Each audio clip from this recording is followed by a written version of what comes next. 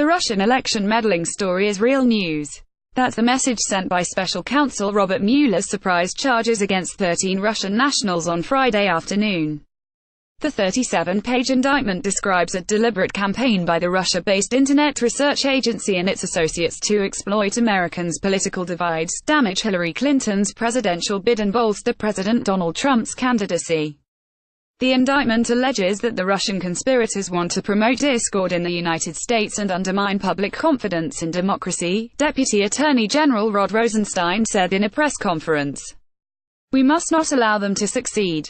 That directly contradicts more than a year of denials and obfuscations from President Trump and his political allies, who have tried to cast the investigation into Russian meddling as a hoax and witch hunt, orchestrated by Democrats bitter about their surprise defeat in 2016. Trump himself has led the charge in attacking the investigation's credibility, especially on Twitter. Ironically, Twitter and other social media outlets, notably Facebook, were the primary vector for Russian disinformation. Mueller's indictment depicts a broad-ranging conspiracy to inflame the nation's social and cultural fault lines by impersonating Americans on social media, to sow discord in the U.S.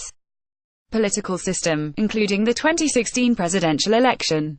The Russians' operations included supporting the presidential campaign of then-candidate Donald J.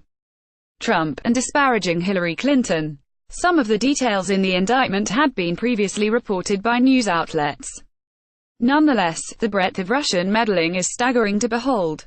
According to the indictment, conspirators bought paid advertisements targeting Clinton, as well as Florida Senator Marco Rubio and Texas Sen.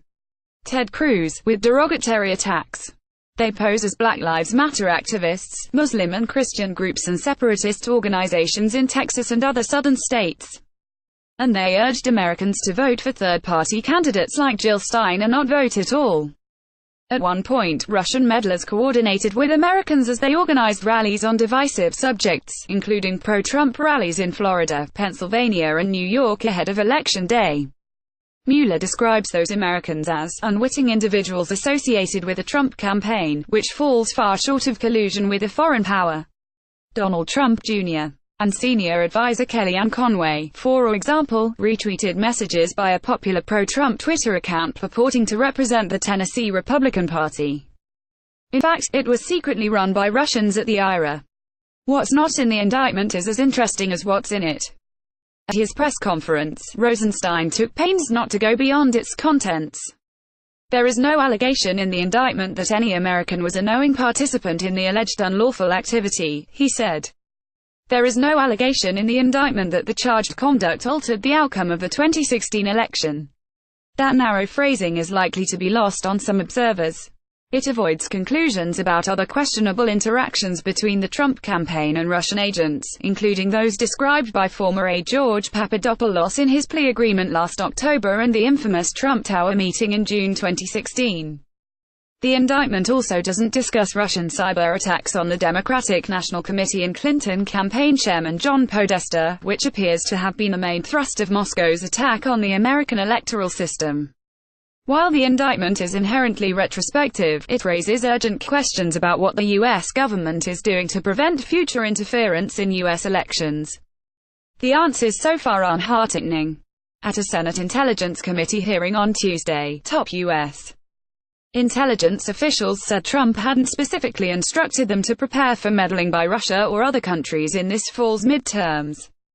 There should be no doubt that Russia perceives that its past efforts have been successful and views the 2018 midterm U.S. elections as a potential target for Russian influence operations. Dan Coats, the director of national intelligence, told the committee.